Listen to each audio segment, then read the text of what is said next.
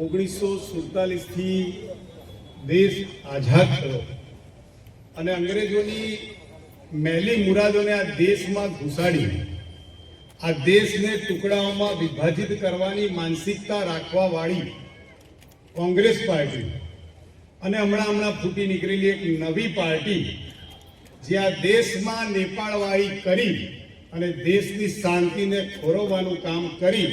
અને પ્રખર રાષ્ટ્રભક્ત મહાપુરુષ વૈશ્વિક લોકપ્રિય નેતા શ્રીમાન નરેન્દ્રભાઈ મોદીના ગુજરાતને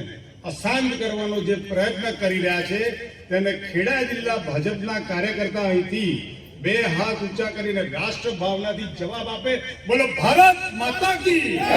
ભારત માતા કી, ભારત માતા કી, માતરમ માતરમ, વંદે માતરમ, માતરમ માતરમ, વંદે માતરમ.